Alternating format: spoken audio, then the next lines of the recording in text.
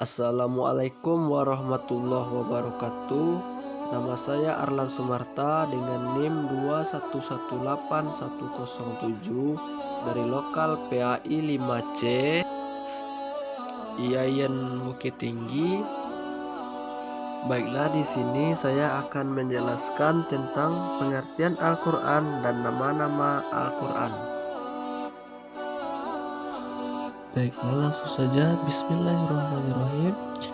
Pengertian Al-Quran secara etimologi, para ulama berbeda pendapat dalam mendefinisikan Al-Quran ini. Yang pertama yaitu menurut Al-Lihyani dan segolongan ulama lain, kata Al-Quran adalah bentuk masdar dari kata kerja fi'il qoro'a, artinya membaca, dengan perubahan bentuk kata atau tasrif qoro'a yaqra'u Qur'anan. Dari tasrif tersebut, kata Quran artinya bacaan yang bermakna isim maf'ul, makru'un, artinya yang dibaca. Karena Al-Quran itu dibaca, maka dinamakanlah Al-Quran. Kata tersebut selanjutnya digunakan untuk kitab suci yang diturunkan Allah kepada Nabi Muhammad SAW, sebagaimana yang termasuk dalam Quran surat Al-Qiyamah ayat 17 sampai 18, yang artinya sesungguhnya kami yang akan mengumpulkannya di dadamu dan membacakannya. Apabila kami telah selesai membacakannya, maka ikutilah bacaan itu. Quran surat Al-Qiyamah ayat 17 sampai 18. Yang kedua yaitu menurut Al-Asy'ari dengan beberapa golongan lain, kata Al-Quran berasal dari lafaz korona yang berarti menggabungkan sesuatu dengan yang lain.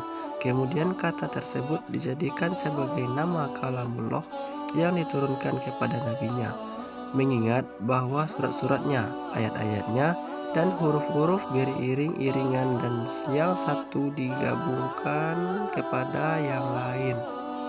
Yang ketiga yaitu menurut Al-Fara, kata Al-Quran berasal dari lafaz qoro'inun, merupakan bentuk jamak dari kata qorinati yang berarti petunjuk atau indikator, mengingat bahwa Al-Quran satu sama lain saling membenarkan, dan kemudian dijadikan nama bagi kalamullah yang diturunkan kepada Nabi Muhammad SAW. Selanjutnya yaitu menurut Al-Juzja, kata Al-Quran itu kata sifat dari Al-Qur'u yang sezawan atau seimbang dengan kata fuqlanun, artinya kumpulan. Selanjutnya, kata tersebut digunakan sebagai salah satu nama bagi kitab suci yang diturunkan kepada Nabi Muhammad SAW. Karena Al-Quran terdiri dari sekumpulan surah dan ayat, memuat kisah-kisah, perintah, larangan, dan mengumpulkan intisari dari kitab-kitab yang diturunkan sebelumnya.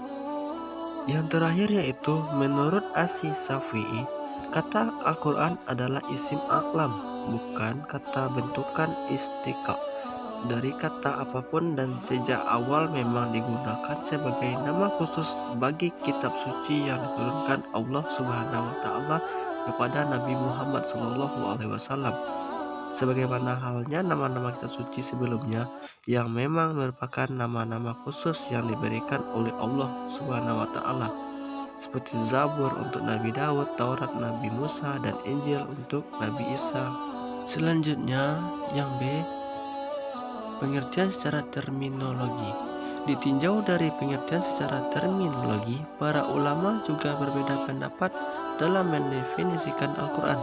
Perbedaan itu terjadi disebabkan oleh adanya perbedaan sudut pandang dan perbedaan dalam menyebutkan unsur-unsur, sifat-sifat, atau aspek-aspek yang terkandung dalam Al-Quran itu sendiri yang memang sangat luas dan komprehensif.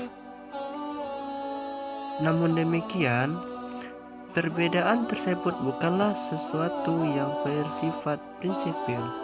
Justru perbedaan pendapat tersebut bisa saling melengkapi satu sama lain. Sehingga jika pendapat-pendapat itu digabungkan, maka pemahaman terhadap pengertian Al-Quran akan lebih luas.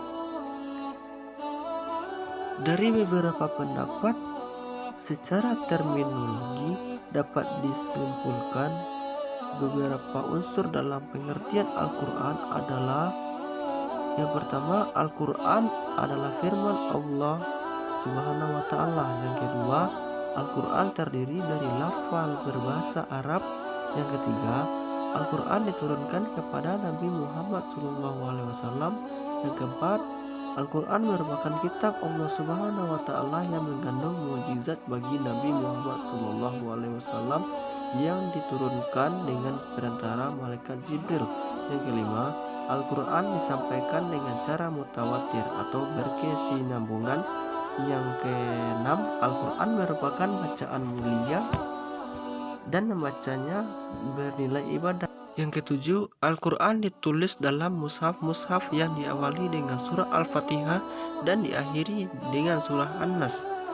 Yang terakhir, Al-Quran senantiasa terpelihara kemurniannya dengan adanya sebagian orang Islam yang menjaganya dengan menghafal ayat-ayat Al-Quran tersebut. Itulah beberapa pengertian Al-Quran secara etimologi dan terminologi. Selanjutnya, kita masuk pada nama-nama Al-Quran. Yang pertama yaitu Al-Quran.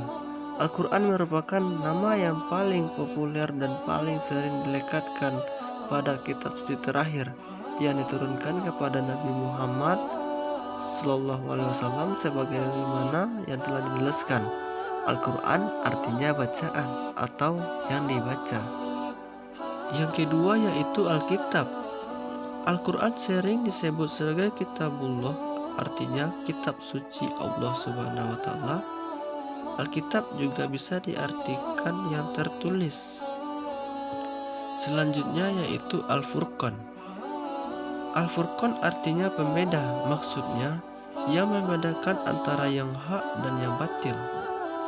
Al-Furqan merupakan salah satu nama Al-Quran sebagaimana yang termaksud dalam Al-Quran surat Al-Furqan ayat 25 yang artinya Maha suci Allah yang telah menurunkan Furqan atau Al-Quran kepada hambanya agar dia menjadi pemberi peringatan kepada seluruh alam, jin dan manusia. Selanjutnya yang kelima yaitu At-Zik, berarti pemberi peringatan, maksudnya yang memberi peringatan kepada manusia. Selanjutnya yang terakhir At-Tanzil, artinya yang diturunkan.